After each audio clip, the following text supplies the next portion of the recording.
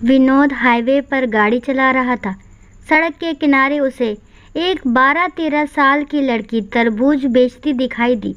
विनोद ने गाड़ी रोककर पूछा, तरबूज की क्या रेट है बेटा? लड़की बोली, 50 रुपए का एक तरबूज है साहब। पीछे की सीट पर बैठी विनोद की पत्नी बोली, इतना महंगा तरबूज नहीं लेना जी, चलो यहाँ से। विनोद बोला, महंगा कहाँ है? इसके पास जितने तरबूज हैं कोई भी 5 किलो से कम का नहीं होगा। 50 रुपए का एक दे रही है तो 10 रुपए किलो पड़ेगा हमें। बाजार से तो तू 20 रुपए किलो भी ले आती है। विनोद की पत्नी ने कहा, तुम रुको, मुझे मोल भाव करने दो। फिर वह लड़की से बोली, 30 रुपए का एक देना है तो दो, वरना रहने दो। लड़की बोली, 40 रुपए का एक तरबूज तो मैं खरीद कर लाती हूँ आंटी, आप 45 रुपए का एक ले लो, इससे सस्ता मैं नहीं दे पाऊंगी। विनोद की पत्नी बोली, झूठ मत बोलो बेटा, सही रेट लगाओ। देखो ये तुम्हारा छोटा भाई है ना, इसी के लिए थोड़ा सस्ता कर दो। उसने खिड़की से झांक रहे अपने 4 वर्षीय बेटे की तरफ इशारा करते हुए कहा। सुंदर से बच्चे को देखकर लड़की एक तरबूज हाथों में उठाते हुए गाड़ी के करीब आ गई। फिर लड़के के गालों पर हाथ फेर कर बोली, सचमुच मेरा भाई तो बहुत सुंदर है आंटी। विनोद की पत्नी बच्चे से बोली, दीदी को नमस्ते बोलो बेटा। बच्चा प्यार से बोला, नमस्ते दीदी। लड़की ने गाड़ी की खिड़की खोलकर बच्चे को बाहर निकाल लिया। फिर बोली, तुम्हारा नाम क्या है भैया? लड़का बोला, मेरा नाम गोलू है दीदी।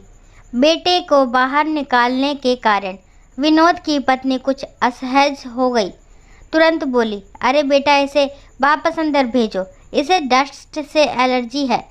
लड़की उसकी आवाज़ पर ध्यान न देते हुए लड़के से बोली, तू तो सचमुच गोल मटोल है रे भाई, तरबूज खाएगा? लड़के ने हाँ में गर्दन हिलाई तो लड़की ने तरबूज उसके हाथों में थमा दिया।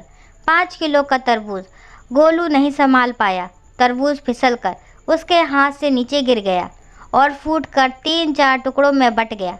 तरबूज के गिर कर फूट जाने से लड़का रोने लगा। लड़की उसे पुचकारते हुए बोली, अरे भाई रो मत, मैं दूसरा लाती हूँ। फिर वे दौड़कर गई और एक और बड़ा सा तरबूज उठा लाई। जब तक वह तरबूज उठाकर लाई, इतनी देर में विनोद की पत्नी ने बच्चे को अंदर गाड़ी में खींचकर खिड़की बंद कर ली। लड़की खुले हुए शीशे से तरबूज अंदर देते हुए बोली, ले भाई, ये बहुत मीठा निकलेगा। विनोद चुपचाप बैठा लड़की की हरकतें देख रहा था। विनोद की पत्नी बोली, जो तरबूज फूटा है मैं उसके पैसे नहीं दूंगी, वह तुम्हारी गलती से फूटा है। लड़की मुस्कुराते हुए बोली, उसको छोड़ो आंटी, आप इस तरबूज के पैसे भी मत देना, ये मैंने अपने भाई के लिए दिया है। इतना सुनते ही विनोद और उसकी पत्नी दोनों एक साथ चौंक पड़े। विनोद बोला, नहीं बिटिया, तुम अपने दोनों तरबूज के पैसे लो। फिर 100 का नोट उस लड़की की तरफ बढ़ा दिया। लड़की हाथ के इशारे से मना करते हुए वहाँ से हट गई। वो अपने बाकी बचे तरबूजों के पास जाकर खड़ी हो गई। विनोद भी गाड़ी से निकलकर वहाँ आ गया था। आते ही बोला, पैसे ले लो बेटा, वरना तुम्हारा बहुत बड़ा नुकसान हो जाएगा। लड़की बोली, माँ कहती है जब बात रिश्तों की हो तो नफ़ा नुकसान नहीं देखा जाता। आपने गोलू को मेरा भाई बताया, मुझे बहुत अच्छा लगा। मेरा भी एक छोटा सा भाई था मगर। विनोद बोला, क्या हुआ तुम्हारे भाई को? वह बोली, जब वह 2 साल का था तब उसे रात में बुखार हुआ था। सुबह माँ हॉस्पिटल ले जा पाती, उससे पहले ही उसने दम तोड़ दिया था। मुझे मेरे भाई की बहुत याद आती है। उससे 1 साल पहले पापा भी ऐसे ही हमें छोड़कर गुजर गए थे। विनोद की पत्नी बोली, ले बिटिया, अपने पैसे ले ले। लड़की बोली, पैसे नहीं लूँगी आंटी। विनोद की पत्नी गाड़ी में गई और अपने बैग से एक पाजेब की जोड़ी निकाली जो उसने अपनी 8 वर्षीय बेटी के लिए आज ही 3000 में खरीदी थी। लड़की को देते हुए बोली, तुमने गोलू को भाई माना तो मैं तुम्हारी माँ जैसी हुई ना, अब तू ये लेने से मना नहीं कर सकती।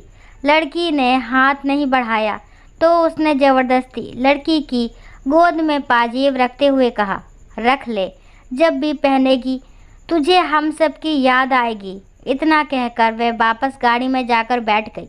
फिर विनोद ने गाड़ी स्टार्ट की और लड़की को बाय बोलते हुए वह चल पड़े। विनोद गाड़ी चलाते हुए सोच रहा था कि भावुकता भी क्या चीज़ है। कुछ देर पहले उसकी पत्नी 10-20 रुपए बचाने के लिए हथकंडे अपना रही थी, कुछ देर में ही इतनी बदल गई जो 3000 की पाजेब दे आई। फिर अचानक विनोद को लड़की की एक बात याद आई, रिश्तों में नफ़ा नुकसान नहीं देखा जाता। विनोद का प्रॉपर्टी के विवाद को लेकर अपने ही बड़े भाई से कोर्ट में मुकदमा चल रहा था। उसने तुरंत अपने बड़े भाई को फ़ोन मिलाया। फ़ोन उठाते ही बोला, भैया मैं विनोद बोल रहा हूँ। भाई बोला, फ़ोन क्यों किया? विनोद बोला, भैया आप वो मेन मार्केट वाली दुकान ले लो, मेरे लिए मंडी वाली छोड़ दो, और वो बड़े वाला प्लाट भी आप ले लो, मैं छोटे वाला ले लूँगा। मैं कल ही मुकदमा वापस ले रहा हूँ। सामने से काफ़ी देर तक आवाज़ नहीं आई। फिर उसके बड़े भाई ने कहा, इससे तो तुम्हें बहुत नुकसान हो जाएगा छोटे। विनोद बोला, भैया आज मुझे समझ में आ गया है, रिश्तों में नफ़ा नुकसान नहीं देखा जाता, एक दूसरे की खुशी देखी जाती है। उधर से फिर खामोशी छा गई। फिर विनोद को बड़े भाई की रोने की आवाज़ सुनाई दी। विनोद बोला, रो रहे हो क्या भैया? बड़ा भाई बोला, इतने प्यार से पहले बात करता तो सब कुछ मैं तुझे दे देता रे। अब घर आ जा, दोनों प्रेम से बैठकर बंटवारा करेंगे। इतनी बड़ी करवाहट कुछ मीठे बोल बोलते ही ना जाने कहाँ चली गई थी। कल जो एक एक इंच ज़मीन के लिए लड़ रहे थे, वे आज भाई को सब कुछ देने के लिए तैयार हो गए थे। त्याग की भावना रखिए। अगर हमेशा देने को तत्पर रहोगे तो लेने वाले का भी हृदय परिवर्तन हो जाएगा। याद रखें, रिश्तों में नफ़ा नुकसान नहीं देखा जाता। अपनों को करीब रखने के लिए अपना हक भी छोड़ना पड़ता है। दोस्तों, आशा करती हूँ ये कहानी आपको ज़रूर पसंद आई होगी। अगर कहानी पसंद आती है तो प्लीज़ मेरे चैनल को लाइक, शेयर, सब्सक्राइब करना ना भूलें। और इस कहानी के बारे में आपके क्या विचार है कमेंट बॉक्स में ज़रूर बताएं। कहानी को लास्ट तक सुनने के लिए थैंक यू। राम राम, राधे राधे।